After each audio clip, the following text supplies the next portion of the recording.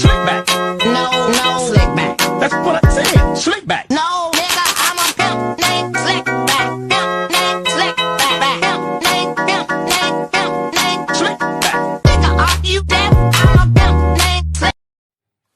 Halo Sobat Civikus, di sini saya akan membahas buku mengenai Indonesia Era Disrupsi karya Bambang Susyatyo. Apa sih itu disrupsi? Disrupsi itu adalah perubahan yang terjadi secara besar-besaran dan tidak pernah direncanakan. Langsung saja pada pembahasan yang pertama, yaitu harapan di tengah kecemasan pandemi. Awal mula Indonesia menghadapi disrupsi. Pada tahun 2020, Indonesia telah menghadapi disrupsi, sebuah era yang digambarkan dengan perubahan cepat dan berdampak besar sebagai akibat dari transformasi digital dan pandemi COVID-19. Perubahan itu tidak pernah terjadi sebelumnya, dan dia datang secara tiba-tiba mengubah kebiasaan lama ke sistem dan tatanan baru di dalam kehidupan masyarakat. Terutama pada teknologi digital menciptakan rutinitas baru, mulai dari cara belajar, bekerja, memenuhi kebutuhan sehari-hari, bahkan aktivitas keagamaan juga sekarang sudah dengan teknologi digital. Terhitung sejak 12 Maret 2020 saat Organisasi Kesehatan Dunia atau WHO mengumumkan virus corona sebagai pandemi global, data Worldometer menyebutkan bahwa kasus COVID-19 di seluruh dunia tercatat 78.481.916 dengan total kematian ada 1.726.632, sedangkan jumlah pasien yang sembuh sebanyak 55.245.821. Sedangkan kasus COVID-19 di Indonesia tercatat sebanyak 685.639 orang. Sedangkan total pasien yang sembuh itu ada 558.703 orang. Sedangkan dengan total kematian tercatat 20.408 orang. Melalui Satuan Tugas atau Satgas Pemulihan Ekonomi Nasional atau PEN, pemerintah juga berupaya menjaga daya tahan sektor bisnis untuk klaster intensif dunia. Dialokasikan anggaran untuk menyokong sektor pendidikan yang menerapkan proses pembelajaran jarak jauh serta menjaga kesejahteraan tenaga pendidik, utamanya komunitas guru dan dosen non-PNS atau honorer. Walaupun terbilang sangat mahal, intensif negara memberi perlindungan sosial, merawat sektor kesehatan dan pendidikan, hingga intensif bagi sektor bisnis dan UMKM harus direalisasikan untuk dua tujuan yang ideal dan strategis, yakni merawat dan memastikan kehidupan tetap berlanjut dengan stabilitas nasional yang tetap terjaga, kendati kehidupan segenap warga bangsa masih berselimut pandemi COVID-19. Keberhasilan vaksinasi kepada minimal 70 penduduk Indonesia akan mampu membangun citra yang positif terhadap kemampuan pemerintah mengendalikan COVID-19. Mesin-mesin perekonomian bisa kembali beroperasi sehingga diharapkan dapat menarik lagi para pekerja yang sejak pandemi banyak dirumahkan atau di PHK. Demikian anak-anak serta remaja bisa kembali beraktivitas ke sekolah maupun ke kampus. Pemerintah juga menetapkan keputusan menggunakan sisa anggaran pemulihan ekonomi nasional atau PEN untuk membiayai vaksinasi. Demikian juga dari vaksinasi yang sukses, destinasi wisata yang kini lenggang punya alasan dan keberanian untuk melakukan promosi. Begitu juga jasa perhotelan yang kini tingkat huniannya nyaris 0% bisa bersiap-siap kembali. Perang negara-negara di dunia terhadap COVID-19 tampaknya masih belum akan berakhir. Kemunculan varian baru dari virus ini menjadi ancaman ketidakpastian masa depan kesehatan global, tidak terkecuali Indonesia yang turut merasakan dan dampak langsung dari keadaan itu.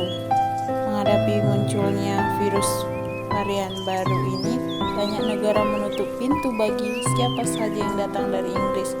Indonesia pun sudah antisipasi dengan menutup sementara semua pintu kedatangan orang asing untuk periode 1 sampai 14 Januari 2021. Hingga pekan kedua Januari 2021, vaksinasi di dalam negeri mencatat kemajuan setelah sidang Komisi Fatwa Majelis Ulama Indonesia atau MUI menyatakan vaksin COVID-19 produksi Sinovac dari Tiongkok yang dibeli pemerintah suci dan halal. Jutaan vaksin yang tersedia juga sudah didistribusikan ke sejumlah daerah. Dalam membentuk kekebalan komunal di masa pandemi, tidak semua individu wajib mendapatkan vaksinasi. Yang dikecualikan adalah mereka yang memiliki masalah kesehatan atau sakit bawaan, juga faktor usia.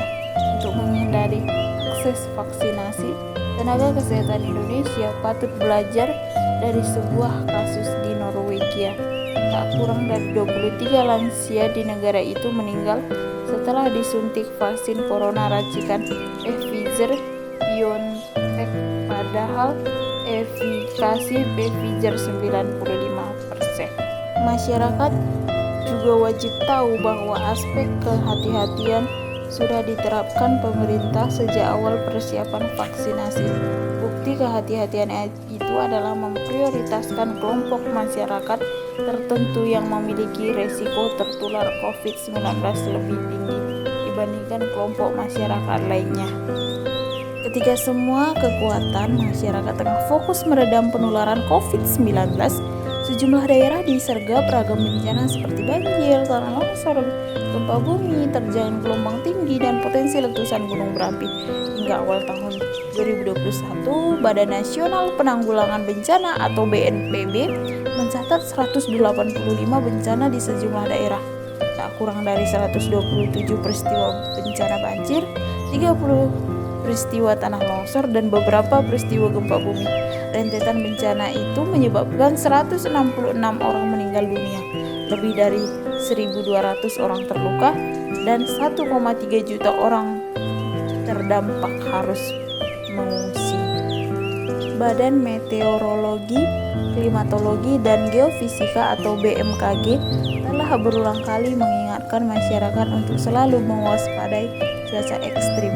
Sebab panjang Januari sampai Februari 2021, sebagian besar wilayah Indonesia mencapai 94% dari 342 zona musim sedang memasuki puncak musim hujan. Banyak penelitian memberi bukti bahwa munculnya ragam virus yang mengganggu kesehatan manusia bersumber dari kegiatan manusia yang mengeksploitasi SDA secara berlebihan. Kegiatan manusia merambah hutan yang marak memungkinkan patogen atau mikroorganisme parasit pada beragam satwa liar berpindah ke manusia. Mikroorganisme parasit itulah yang menjadi penyebab atau sumber beragam penyakit. Kalau kesembronoan manusia dengan merusak ekosistem terus berlanjut, bencana seperti banjir, tanah longsor, dan kemunculan virus-virus yang merusak kesehatan manusia akan menjadi ancaman permanen bagi kehidupan sekarang dan di dekade-dekade mendatang. Kesiapan dan ketahanan infrastruktur kesehatan nasional diuji dalam respon perubahan yang cepat akibat wabah yang tidak pernah terjadi di masa sebelumnya. Seiring dengan kenaikan kasus perharinya, daya tampung rumah sakit dan kesiapan tenaga medis menimbulkan persoalan baru. Ada sejumlah rumah sakit yang berinisiatif menambah ruang dan tempat tidur untuk perawatan pasien COVID-19, meskipun penambahan itu kalah cepat dengan lonjakan kasus sehingga antrian pasien sulit terhindarkan. Peningkatan kapasitas itu belum tentu memampukan rumah sakit efektif melayani pasien yang perharinya bertambah belasan ribu kasus baru. Soalnya pertambahan ruang dan tempat saja tidak cukup, karena karena setiap rumah sakit tentu saja harus menyiapkan nakes yang mau merawat pasien COVID-19.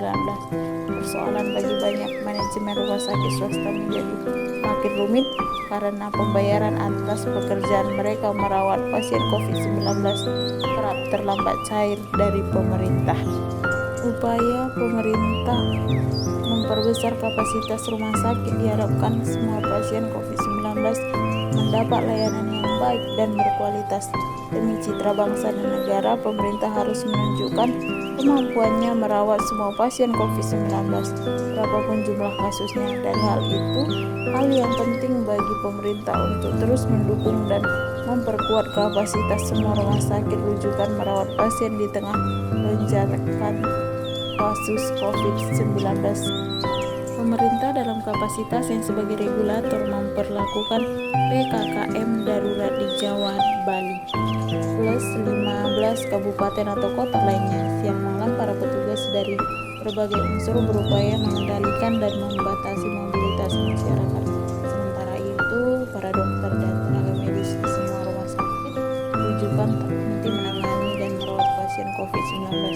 Mereka tahu pekerjaan ini berat risiko, apalagi jumlah mereka terbatas. Seperti dilaporkan dari berbagai daerah, pandemi saat ini seperti sedang berproses menuju situasi terburuk. Ada sejumlah fakta dan kisah memilukan karena beberapa pasien tak tertolong oleh karena beberapa alasan atau faktor. Penularan virus corona tidak mengenal batas usia dan kelompok. Semuanya berpotensi terkena. Jangan merasa kebal, kemudian abai prokes sehingga justru merugikan pihak lain. Siapa saja yang beraktivitas di luar rumah dengan tidak mematuhi protokol kesehatan atau prokes, dia berpotensi menjadi sumber klaster keluarga ketika kembali ke rumah. Dan sudah ada banyak contoh kasus yang berkisah tentang akibat fatal karena mereka tidak peduli pada prokes semasa pandemi COVID-19. Pertengahan Juni 2021, Satgas Penanganan COVID-19 mengungkapkan bahwa 1,2% anak usia di bawah 18 tahun di Indonesia meninggal akibat virus corona. Jika mengacu pada data kumulatif kasus kematian saat itu, 1,2% itu ekivalen 630 anak Indonesia. Rinciannya 0,6% kelompok usia 0-5 tahun dan 0,6% lainnya kelompok usia 5-18 tahun. Data ini menjelaskan bahwa angka kematian balita terpapar COVID-19 lebih tinggi dari anak usia lain. Hingga pekan pertama Agustus 2021, total kematian akibat COVID-19 sudah menembus jumlah 100.000. Sejak pandemi COVID-19 gelombang pertama hingga kini, prokes di Indonesia tidak pernah diatur melalui kebijakan penguncian total atau lockdown, melainkan kebijakan pembatasan kegiatan masyarakat, dan yang terakhir adalah PPKM. Para pengunjuk rasa menolak PPKM, idealnya mereka menyiapkan dan menyodorkan rekomendasi tentang strategi yang lain yang efektif untuk menekan dan memutus rantai penularan COVID-19. Berbuat gaduh dan bermanufur politik di tengah ribuan kematian dan penderitaan begitu banyak keluarga akibat pandemi COVID-19 bukan saja tidak berperi kemanusiaan, tetapi itu perilaku amoral ketika dihadapkan pada aktivitas seluruh elemen masyarakat yang tetap fokus dan bergiat dalam gerakan kemanusiaan menolong mereka yang menderita. Para perancang gaduh itu tak lebih dari serigala berbulu domba. Masyarakat sudah dibuat kecewa oleh tindakan pidana sejumlah orang yang memanfaatkan situasi pandemi sekarang ini untuk mencari keuntungan pribadi dari kasus korupsi, bansos atau bantuan sosial oleh pejabat negara, kasus pemalsuan surat hasil tes COVID-19, kasus penggunaan alat rapid test antigen bekas hasil daur ulang, dan kasus lolosnya WNI dari India sehingga tidak dikarantina, hingga praktik jual beli surat keterangan hasil swab PCR palsu. Materi selanjutnya yaitu bab 3 tentang mengakali pandemi. Angka kasus COVID-19 yang meningkat pada beberapa waktu lalu membutuhkan respon cepat pemerintah dalam hal penentuan kebijakan yang efektif. Pasalnya, kebijakan atau pendekatan apapun baik PSBB maupun PPKM tidaklah efektif apabila di antara masyarakat sendiri tidak peduli terhadap pentingnya menerapkan protokol kesehatan atau prokes. Virus corona harus dipahami sebagai musuh semua orang tanpa terkecuali. Dia sudah terbukti bisa menginfeksi pemimpin negeri-negeri kuat dan kaya seperti Perdana Menteri Inggris hingga Presiden Amerika Serikat. Sebagai regulator, pemerintah mencoba pendekatan lain. Maka sejak awal tahun 2021, Menteri Dalam Negeri Tito Karnavian menerbitkan instruksi mengenai nomor 3 tahun 2021. Instruksi ini membuat peraturan tentang pelaksanaan PPKM berbasis mikro dan pembentukan posko penanganan COVID-19 di tingkat desa dan kelurahan. PPKM mikro berdurasi 14 hari mulai 9 hingga 22 Februari 2021. Semua kelurahan atau desa memperlakukan PPKM mikro wajib menerapkan pembatasan yang ditetapkan pemerintah. Sekalipun dirancang pemerintah, PSBB atau PPKM mikro sejatinya adalah pergulatan bersama atau gerakan masyarakat untuk memutus rantai penularan COVID-19. Karena COVID-19 memang menjadi musuh semua orang, bukan musuh pemerintah atau musuh negara. Penerapan PPKM mikro bukan semata-mata untuk kepentingan negara atau pemerintah, melainkan untuk melindungi kesehatan seluruh elemen masyarakat dari ancaman COVID-19.